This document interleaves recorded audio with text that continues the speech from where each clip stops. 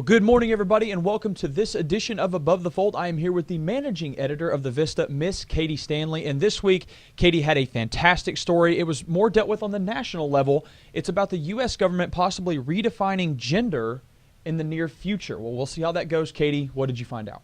Yeah, so basically the New York Times had obtained a memo from the Department of Health and Human Services, and they had written the article on October 21st. Basically, the memo was saying that the Trump administration and DHHS is considering redefining gender so that you would have to go by the anatomy that you were born with. Sure. Okay. So the Department of Health and Human Services argued in the memo that key government agencies needed to adopt an explicit and uniform definition of gender as determined on a biological basis that is clear and grounded in science, objective, and administrative.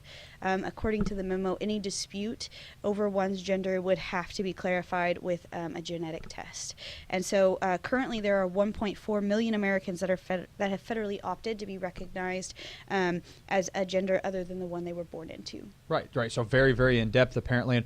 And with this being a story like this, there's going to be a lot of people that have a lot to say on it. And with us being on a college campus here at the University of Central Oklahoma, a lot of voices are going to be speaking out, including Mr. David Macy, the Assistant Vice President for Global and Cultural Competencies. What did he say? So he said that he's very discouraged by the proposal, basically, changes. The proposed changes because he thinks that this is a step backwards. Right. We've come to understand so much more than just physiology and anatomy. I mean, gender is a complex psychosocial reality of who we are, and we have been making steady progress in understanding, recognizing, and accommodating and affirming the very different ways in which people experience gender and know themselves as gendered individuals. But he did also say that the Student Alliance for Equality, the Peer Health Leaders, the Women's Outreach Center, and the BGLTQ Center, Student Center, all stand firmly with intersex and transgender and genderqueer students. Okay. And here at UCO, we obviously have Title IX as well in a Title IX office. So Miss Adrienne Martinez had to say, basically, we're going to keep things the same way here when it comes to Title IX. What else did she have to say along with that? Absolutely. So UCO has an equal opportunity policy, which basically is for discrimination and harassment. And she was just saying that, they're going to continue to uphold the current policy for the community. And even if gender is redefined under the Trump administration, things will stay the same here for students. Okay. And also another person here, the national spokesperson for the Department of Health and Human Services, Ms. Caitlyn Oakley. I know she had some stuff to say, but also she said she's going to kind of hold back. What was it that she said?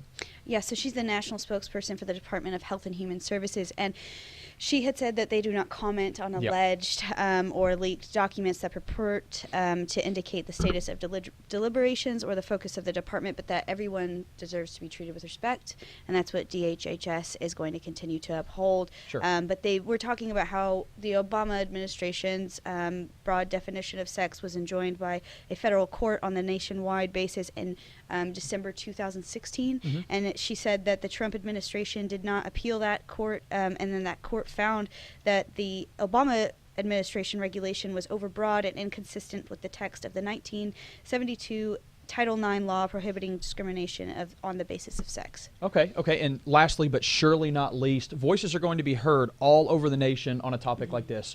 Always. It's always going to happen. You're going to have protests. You're going to have rallies and things like that. Well, as voices are heard here on campus at UCO, voices were also heard at the state capitol on Saturday at 1 p.m. Go ahead and tell us what you found out there.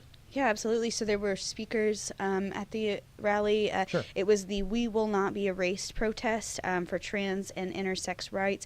This was a thing that was trending on social media, hashtag won't be erased, because they were saying that these protections, basically it's making intersex and transgender individuals feel erased in their recognition. And I actually spoke with the UCO student, Fernanda Casanova, and she said she's pretty stressed out and upset about it. She said Trump is trying to go back on protection laws for the trans community, and she doesn't feel safe or validated. Right. And that's kind of understandable, seeing where she's coming from.